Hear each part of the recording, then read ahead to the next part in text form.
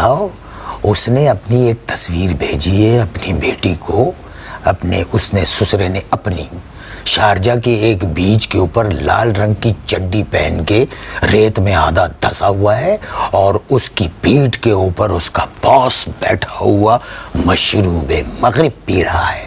Picnic وغیرہ بنا رہے ہوں گے. ابے باس پیٹھ پہ بیٹھ کے مشروب مغرب پی رہا ہے, اس میں پکنک کہاں سے آ گئی؟ تو آپ کی ساس بھی دبئی میں رہتی ہے؟ نہیں, وہ رہتی ہیں پنڈی میں. تو آپ ان کے پاس جائیں اور بات کریں. وہ خود کش ہے. ساس خود کش, بات نہیں کرتی, دھماکے کرتی ہیں دھماکے. مجھے دیکھتے ہی کہتی ہیں آؤ رزیل تنن, آ گئے کمزاد, دھماکے کرتی ہیں خود کش. کیوں کرتی ہیں ایسا؟ بھائی حالات بدل گئے ان کے. ٹویوٹا کورولا نئی مل گئی ہے, ہر کمرے میں اے سی لگا ہوا ہے, نئے صوفے آ گئے, مزاج ہی نہیں ملتے. ابھی تھوڑے دن پہلے میں ملنے کے لیے ان سے گیا, میں نے کہا السلام علیکم, دیکھتے ہی پہلے تو مجھ پہ خود کش کیا, آ گئے منحوس, مجھے بیٹھنے کے لیے بھی نہیں کہا. مجھ سے کہنے لگی جاؤ جا کے لان میں بیٹھو. اس میں کیا برائی ہے؟ ارے کیا برائی ہے, لان میں ایک بھی کرسی نہیں تھی. 1.5 گھنٹہ میں کھڑا رہا, 1.5 گھنٹے بعد باہر نکلی, مجھے دیکھا پھر ایک خود کش کیا. کم ذات کہیں کے چلے آتے ہیں پتہ نہیں کہاں سے, اور گاڑی میں بیٹھی اور یہ جا وہ جا. وہ انہوں نے لان میں ان کو ٹھہرا دیا اور بغیر ملے وہ روانہ ہو گئی. چلیے جی, بہترین بات. اب دیکھیے ساس کی وہ حرکت, دیکھیے ساس کی کہ مجھ سے بات کیے بغیر گاڑی میں بیٹھی اور چلی گئی. اور ملازم کو پیغام کیا دے گئی؟ ملازم کو یہ پیغام دے گئی کہ ان سے کہہ دینا کہ جب ہمارا کتا کاٹے تو 14 ٹیکے کتے کو لگوائے جائیں. اور کہنے لگے آپ ریسسٹ بھی نہیں کریں گے. لو بھائی, میں تو بھاگا, 1 فٹ پیچھے تھا کتا جب میں نے مین گیٹ کراس کیا. یہ لوگ شروع سے ایسی ہیں؟ نہیں, یہ دبئی جانے کے بعد ایسا ہوا. شروع میں تو میں اپنے سسر کو شہزادہ لگتا تھا, شہزادہ.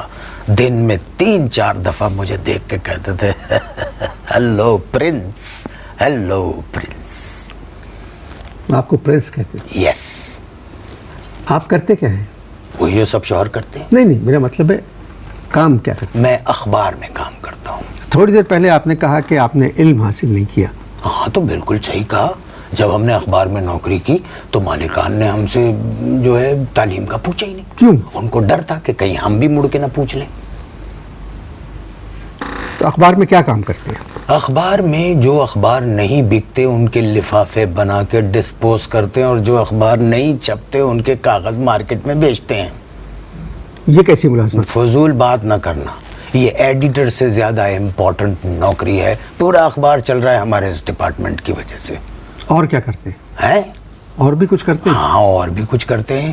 جو لوگ کالم خود نہیں لکھتے دوسروں سے لکھواتے ہیں, ان کو ایک دن پہلے ہم ٹیلی فون کر کے کہتے ہیں کہ کل آپ نے کس موضوع پر لکھنا ہے, اور جب کالم چھپ جاتا ہے اس دن ہم اس رائٹر کو فون کرتے ہو, کہتے ہیں آج کا آپ کا جو کالم چھپا ہے اس کا موضوع یہ ہے. میں نہیں سمجھا. نہیں سمجھے؟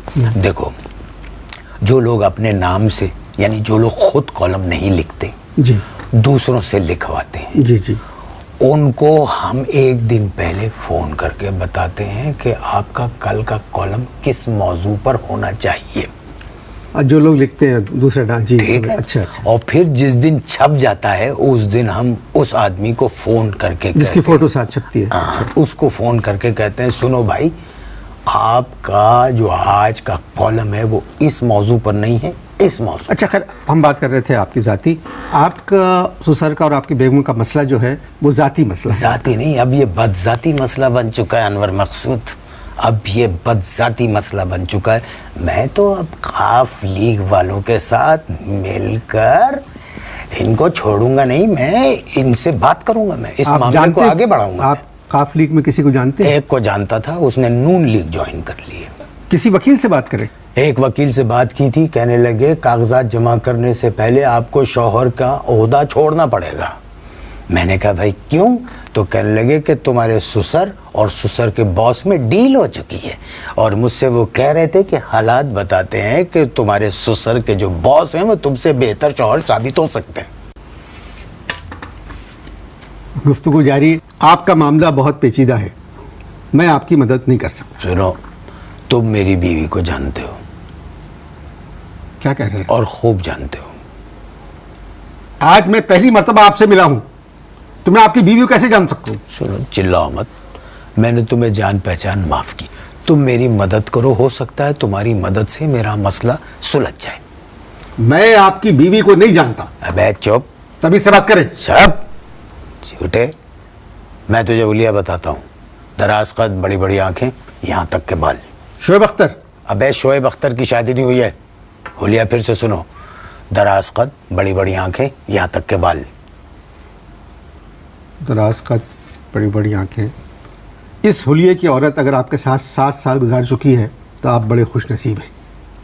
میں آپ کی مدد نہیں کر سکتا اور نہ میں آپ کی بیوی کو جانتا ہوں. تم میری بیوی کو جانتے ہو. دیکھیے, کسی کی بیوی کو جاننا کوئی بری بات نہیں ہے. ابے یہ بری بات ہو یا اچھی بات ہو, دس از نن آف مائی بزنس, مگر تم میری بیوی کو جانتے ہو. میں ایک شریف آدمی ہوں. ابے تم شریف آدمی ہوتے تو جلا وطن ہوتے. تم میری بیوی کو جانتے ہو. میں آپ کی بیوی کو نہیں جانتا. ارے چل جھوٹے جھوٹے. میرے ملازم نے مجھے خود بتایا ہے کہ ہفتے میں 3-4 دفعہ ایک سفید بالوں والا آتا ہے, چائے پی کے جاتا ہے. یہ شہر جو ہے کراچی, سفید بالوں والوں سے بھرا پڑا ہے. کوئی اور ہو سکتا ہے. نہیں نہیں نہیں نہیں, خیر میں سمجھتا تھا کہ تم ایک سچے آدمی ہو, مگر تو نکلا جھوٹا. خیر کوئی بات نہیں. ابھی دیکھو, پرسوں کی بات ہے, میرے سسرے نے مجھے ایک کاغذ بھیجا, اس پر میں نے دستخط کیے. حالانکہ وہ دستخط میں نے نہیں کیے, مگر وہ دستخط ہے میرے. اس میں کیا لکھا ہے؟ اس میں بیگم سے ازدواجی تعلقات کو قائم نہ رکھنے اور ازدواجی عمل کو منقطع کرنے کے لیے کہا گیا ہے, اور باہر کے ملک میں ان کے ایک رشتہ دار رہتے, وہ گواہ بھی ہیں. تو آپ نے یہ لکھا تھا؟ پتہ نہیں, سورج غروب ہونے کے بعد ہمیں یاد نہیں ہوتا ہم نے کیا لکھا ہے. ہو سکتا ہے لکھ دیا ہو, مگر دستخط میرے نہیں ہیں.